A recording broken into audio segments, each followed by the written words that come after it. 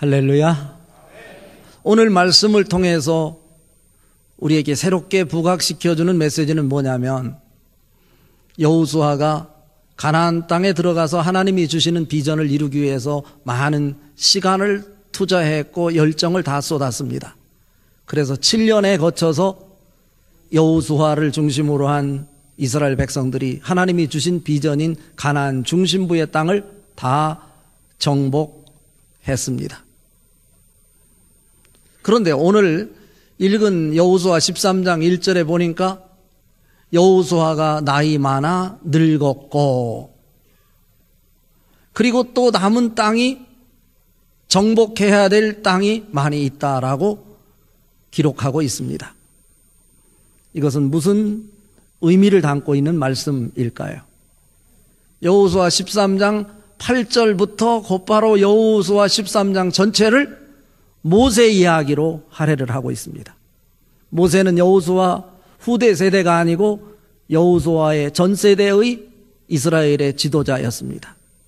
그는 요단강을 건너오지 못하고 요단강 오기 전에 느보산을 바라보면서 하나님이 주신 비전을 바라볼 뿐이지 직접 가나안 땅을 밟아보지 못한 채 하나님의 부르심을 받았습니다. 그런데 13장 8절부터 온통 13장 전체가 여호수아 이야기로 일관되어 있습니다. 이것을 가리켜서 우리는 그냥 성경을 읽어서 이해가 되지 않아요. 이런 구조의 갈등 문제를 해결하기 위해서 나타나는 것이 신학적 구조 읽기를 통해서 이것을 풀어낼 수 있는 건데, 오늘 말씀이 여러분에게 들려질 때 이 문제가 같이 풀려질 수 있길 바랍니다. 왜 여호수아가 나이가 많아 늙었다고 하면서 또 정복할 땅이 많이 남아있다고 말씀하고 있는 건지, 그리고 왜 전 세대의 모세의 이 사역들을 소개하고 있는 건지, 이 말씀 속에 여호수아 전체의 핵심 사상이 담겨 있는 것입니다. 자, 오늘 말씀을 통해서 우리에게 주시려고 하는 하나님의 마음이 무엇인지 한번 읽어보려고 합니다. 첫 번째로, 사람을 보지 말고 하나님의 일하심을 보아야 한다 라고 하는 의미를 담고 있습니다. 오늘 읽은 말씀 1절 말씀 같이 한번 읽어봅니다. 여호수아가 나이가 많아 늙음에 여호와께서 그에게 이르시되 너는 나이가 많아 늙었고 얻을 땅이 매우 많이 남아 있도다 입니다. 제가 서두에 말씀드린 말씀을 확인하는 차원입니다. 여호수아가 7년 동안 하나님의 비전을 이루기 위해서 가나안 땅에 그 성읍들을 다 정복하고 7년의 세월을 보냈는데 이제 어느덧 나이가 100세가 넘었어요. 그런데도 여전히 정복할 땅이 많이 남아 있다라고 성서 기자는 오늘 기록하고 있는 것입니다. 그리고 그 뒤에 모세의 이야기로 일관하고 있습니다. 이것은 우리에게 보여주는 것이 뭐냐면, 모세 시대에도 모세가 이스라엘 백성들을 이끌고 모든 일을 주관하고 주도한 것처럼 생각할지 모르지만 모세가 한 것이 아니라 내가 한 것이다. 그리고 모세의 바톤을 받아 여호수아를 통해서 가나안 땅을 점령하는 이 일련의 사역들, 여호수아가 한 것처럼 너희에게 보일지 모르지만 여호수아가 아니라 하나님, 나 자신이 그 일을 한 것이다.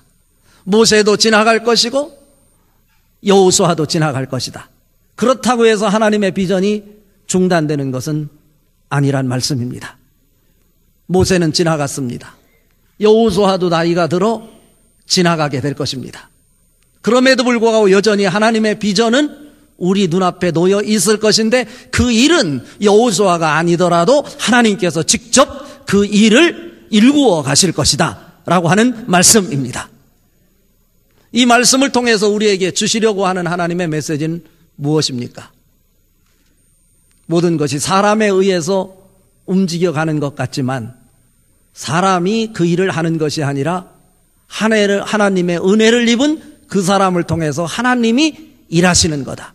그러니까 사람을 가까이 하지 말고 하나님의 일하심을 주목하는 사람이 될 때 그곳에 하늘의 기쁨이 너희에게 넘쳐날 수 있는 법이란다. 하나님의 말씀입니다. 그 축복이 여러분에게 넘쳐날 수 있기를 바랍니다. 어쩌면 지칠 대로 지쳐있는 이스라엘 백성들에게 오늘 이 말씀을 주시는 것입니다. 모세도 가고 여호수아도 나이 많아 이제 늙어 가게 될 것이다. 그렇다고 하나님의 비전이 중단되는 것이 아닐진데 하나님은 그들을 통해서 일했을 뿐인데 또 다른 사람, 하나님의 은혜를 입은 사람을 통해서 하나님의 비전은 반드시 일구어져 갈 것이다 라고 하는 것입니다. 여호수아의 바톤을 받아 하나님의 은혜 속에서 하나님의 비전을 일구어가는 주체자가 바로 여러분 한 사람 한 사람이 될 수 있기를 바랍니다. 여호수아 5장 13절 이하에 보면 이런 말씀이 있어요. 여호수아가 하나님의 비전을 향해 여리고로 들어갔을 때 칼을 든 군대 장군이 여호수아 앞에 딱 나타난 것입니다. 그때 여호수아가 당황을 하는 거예요. 하나님이 주신 비전의 첫성을 무너뜨려야 되는데 그곳에 칼을 든 건장한 군대 장군이 버티고 서 있는 것입니다. 그때 당황한 여호수아가 그에게 곧바로 묻습니다. 뭐라고 묻냐면 이렇게 묻죠. 당신이 우리를 위한 사람이냐 아니면 우리의 대적자를 위한 사람이냐 라고 말합니다. 그때 이 칼을 든 군대 장군이 이렇게 답변합니다. 너희를 위함도 아니고 너희 대적자를 위함도 아니다. 나는 여호와의 대장으로 지금 여기에 왔느니라 말합니다. 무슨 이야기입니까? 여호수아가 묻는 질문이 우리의 인생의 모습이고 우리의 신앙의 모습일 수 있겠다라고 하는 것입니다. 우리가 신앙생활하면서도 늘 우리가 묻는 것은 그것이 나를 위한 일인가? 나에게 이득이 되는 일인가? 나에게 유익이 되는 일인가? 이것을 따지고 있다는 것입니다. 그러나 하나님의 군대 대장으로 지금 여기에 왔노라고 하는 그 메시지를 통해서 우리에게 주시는 것은 너희를 위함도 아니고 너희의 대적을 위함도 아니라 하나님이 직접 너를 통해서 일하기 위해 와서 지금 일하고 있는 것이다 라고 하는 말씀입니다. 여러분의 모습은 어떻습니까? 옳고 그름의 문제가 아니고 무슨 일을 행함에 있어서 결정함에 있어서 그것이 나에게 유익이다라고 판단될 때 그 일을 밀어붙이는 것이 우리들의 현실의 모습인 것입니다. 그래서는 안 된다고 하는 것을 오늘 가르치는 것입니다. 하나님이 직접 군대 대장으로 와서 너희를 통치하신다고 하는 이 말씀 속에는 너희를 위함도 아니고 대적을 위함도 아니라 하나님이 직접 통치하여 너희를 통해서 하나님의 원하심이 무엇인지를 보여주시기를 원하신다, 이런 말씀입니다. 이 시간 철저하게 우리에게 이 메시지를 통해서 하나님이 전달하고 싶은 마음은 뭐냐면 너희 삶 속에 하나님 말씀에 비추어서 옳고 그른 것이 무엇인지를 분별할 수 있는 영적 분별력이 있어야 함을 가르쳐주는 말씀입니다. 왜? 너의 유익, 너의 이득을 위해서 너희가 달려가고 있느냐? 하나님의 원하심이 무엇인지를 볼 수 있는 영적 눈이 있어야 된다라고 말씀하고 계십니다. 여러분, 그런 의미에서 사람들은 다요 자기의 유익과 이득을 위해서 살아간다고 해도 과언이 아닐 것인데 그렇게 자기의 유익을 위해서 살아가는 사람을 바라보지 말고 여러분 삶 속에 직접 하나님의 대장으로 하나님 자신이 찾아오셔서 여러분을 통치하고 다스리시는 그 하나님의 일하심에 주목할 수 있는 여러분 될 수 있기를 바랍니다. 하나님의 일하심에 주목할 때 내 삶 속에서 나의 원함이 아니라 나의 유익이 아니라 하나님의 원하심이 무엇인지를 보게 될 것이고 내가 대가를 지불하고 나에게 희생이 요청이 되고 나가 손해가 된다 할지라도 하나님의 일하심 속에 하나님의 원하심으로 해 내 인생을 바칠 수 있는 사람이 될 수 있는 것입니다. 그 축복이 여러분에게 넘쳐날 수 있기를 바랍니다. 우리 서원경교회 성도님들은 온전히 사람을 가까이 하기보다는 우리를 통해서 일하시고 하나님의 원하심이 무엇인지를 우리에게 전달하고 나누기를 원하시는 하나님의 일하심을 주목하고 하나님의 기뻐하시고 원하시는 일을 맡아 감당하는 성도들 될 수 있길 바랍니다. 저는 여호수아를 읽으면서 여호수아가 얼마나 하나님을 묵상하고 있는지를 배우게 됩니다. 가나안 땅, 하나님이 주신 비전의 땅 점령한다는 것은 쉽지 않았어요. 두렵고 떨림으로 사로잡혀 있을 때 하나님은 여호수아를 직접 찾아오셔서 여호수아 1장 5절에 너희 평생에 너를 능히 당할 자가 없으리니 내가 모세와 함께 있었던 것과 같이 너와 함께 있을 것이라. 두려워하지 말라. 내가 너를 떠나지 아니하며 버리지 아니하리니 라고 하면서 여호수아에게 위로의 메시지를 전해주셨어요. 그럼에도 불구하고 여호수아도 사람이기에 하나님께 묻지 않고 아이성을 공략했다가 망신을 당하고요.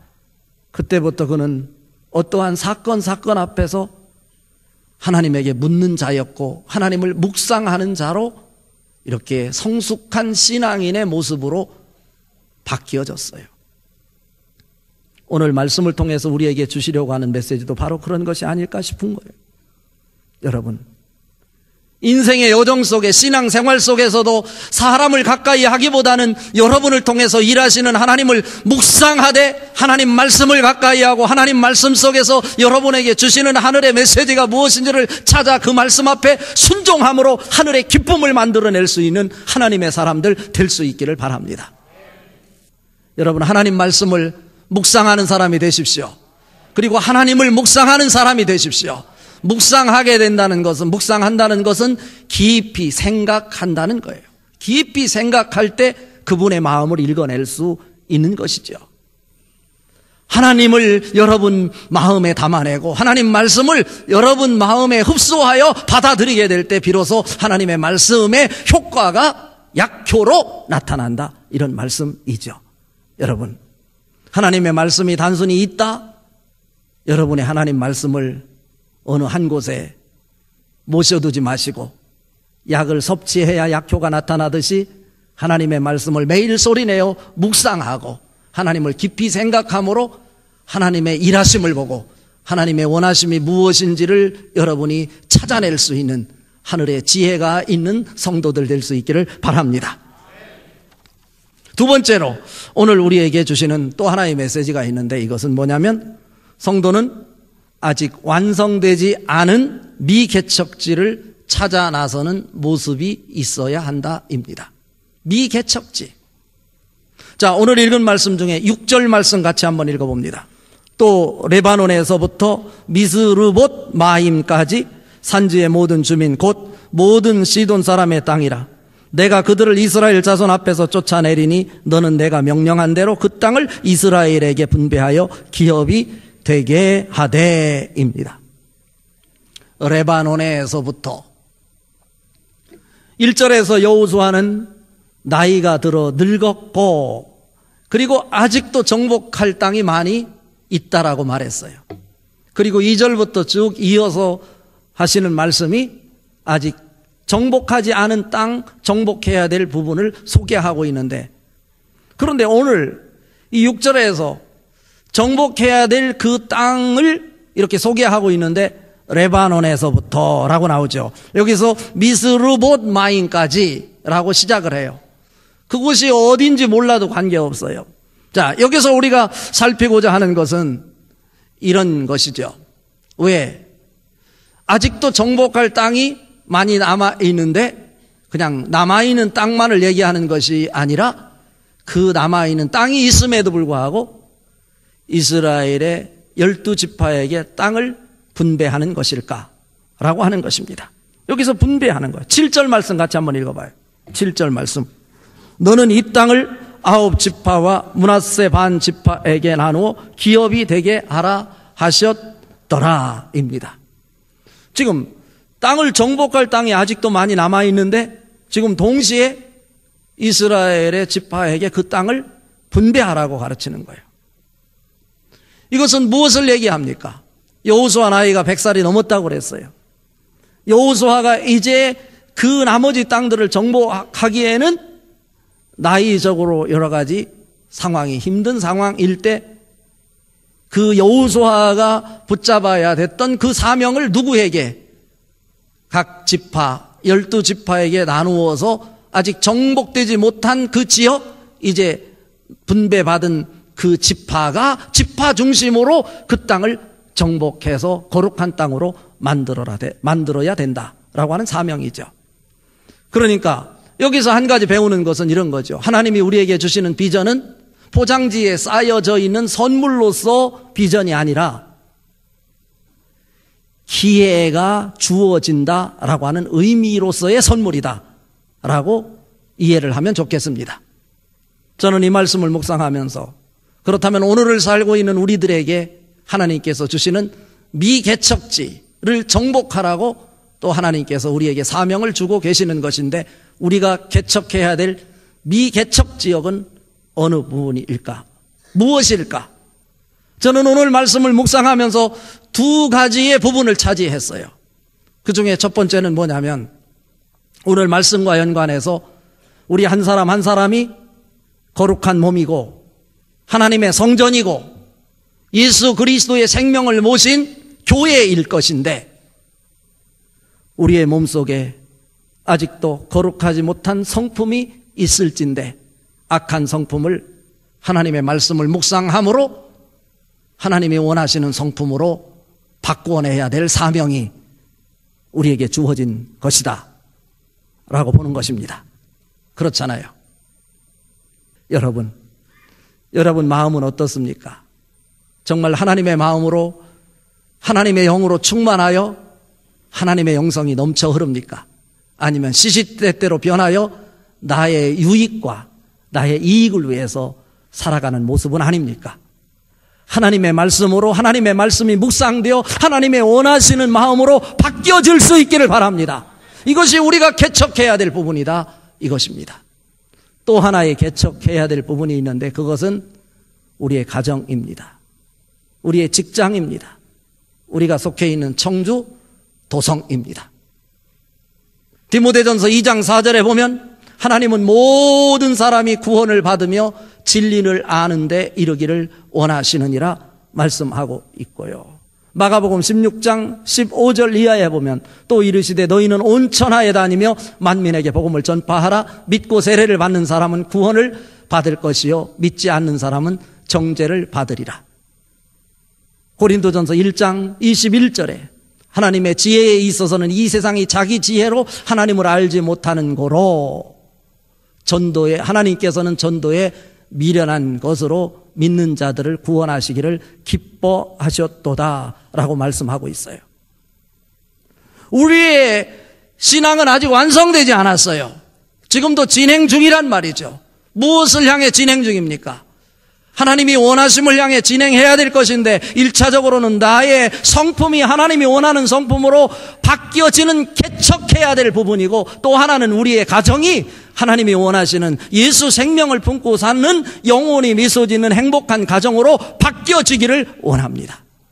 그리고 우리가 다니는 직장, 사업장, 우리가 터하고 사는 청주시가 하나님의 영으로 충만하여 하나님의 영으로 충만한 사람이 활보하는 도성이 되기를 원하십니다. 바울은 빌립보서 3장 12절에 이렇게 말합니다. 내가 이미 얻었다 함도 아니요 온전히 이루었다 함도 아니라 오직 내가 그리스도 예수께 붙잡힌 바 된 그것을 잡으려고 달려가노라 라고 말씀하고 있어요. 완성된 것이 아니야. 우리 인생이 완성되지 않았고 우리의 신앙이 완성되지 않았어요. 끊임없이 하나님의 원하심을 향해 달려가야 될 것인데, 달려가는 우리의 인생의 여정 속에 개척해야 될 미개척 부분을 우리에게 남겨놓으시고 우리에게 사명을 주고 계신데, 그 사명이 여러분의 결단을 통해서 오늘 또 하나님의 말씀 묵상과 그 말씀에 순종함으로 여러분 심정이 변화가 되고 여러분이 서 있는 곳이 거룩한 도성으로 바뀌어질 수 있는 축복, 거룩한 가정이 될 수 있기를 주님의 이름으로 축복합니다. 오늘 말씀의 결론입니다. 하나님의 일하심에 연합하는 자의 모습이어야 한다입니다.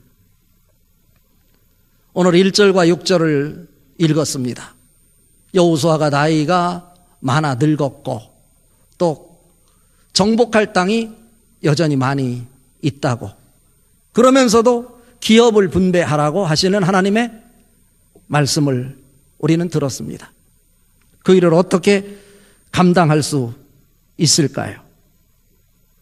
사실은 이 가나안 땅에 하나님이 주신 비전을 정복해서 거룩한 땅으로 만드는 것도 실제는 모세가 시작한 것이 아니고 믿음의 조상이었던 아브라함에게 하나님이 약속하셨던 것이 성취되어져 가는 것입니다.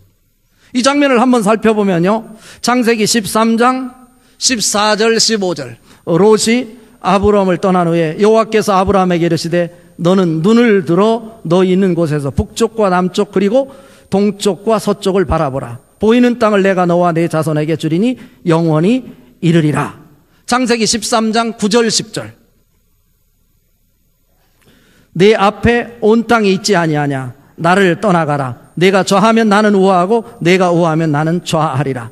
이에 롯이 눈을 들어 요단 지역을 바라본즉 소할까지 온 땅에 물이 넉넉하니 여호와께서 소돔과 고모라를 멸하시기 전이었으므로 여호와의 동산 같고 애굽 땅과 같았더라. 이렇게 말씀하고 있어요.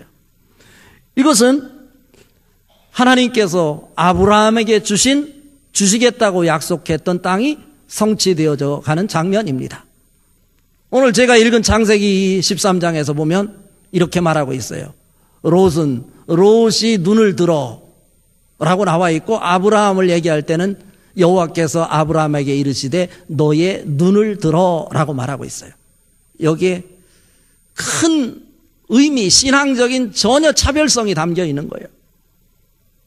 여기서 눈을 들어라는 표현은 발꿈치를 들고 자기 인생의 앞날을 조망하다라고 하는 의미로 사용되고 있어요. 그런데 롯이 발꿈치를 들어 자기의 눈을 들어 조망했다는 거예요. 누가 들은 거예요?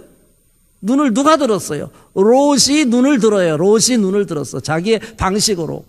그러나 결국 소돔과 고모라를 벗어나지 못했습니다. 그러나 아브라함은 어땠습니까? 아브라함이 눈을 든 것이 아니라 여호와께서 아브라함에게 너의 눈을 들어라고 했어요. 여호와께서 아브라함의 눈을 들도록 하셨다, 이런 말씀입니다. 그러니까 아브라함은 하나님의 원하심과 일치가 되어 아브라함과 하나님이 하나가 되어 있는 연합체의 모습을 보게 되는 거예요. 여기에 신앙의 승리에, 인생의 승리에 비결이 있는 것입니다. 너가 주님과 함께 짐을 지고 가는 길을 가르쳐 주겠다. 내가 무엇을 하려고 하니까 짜증나는 것이고, 내가 무엇을 하려고 하니까 일이 풀리지 않는 거예요. 그러니까 나의 영혼이 피폐해지고 지치고 힘들고 어려운 상황에 처하는 거죠. 누구와 함께 하지 않으니까? 주님과 함께 하지 않으니까 그렇다, 이런 말씀입니다. 여러분, 주님과 연합체를 이루어 죽음을 박차고 부활하신 주님이 여러분을 통해서 일하시는 모습을 보십시오. 그리고 그분과 함께 멍에를 메십시오. 그러면 여러분 멍에는 가벼워진다 이거예요. 예수님이 너희가 져야 될 모든 무거운 짐들 같이 져주겠다. 그 주님과 연합체를 이루기만 하면 주님이 일하시고 나는 주님의 하시는 일을 통해 나타나는 열매를 거두어 누리며 살 수 있는 행복자로 설 수 있겠다라고 하는 것입니다. 부활하신 주님과 연합체를 이루어 주님이 여러분의 짊어질 멍에를 대신 져주는 그 느낌을 느끼게 될 때 영적인 쉼을 얻고 기쁨과 행복이 무엇인지를 누리며 살 수 있을 것입니다. 그 축복이 여러분에게 넘쳐날 수 있기를 주님의 이름으로 축복합니다.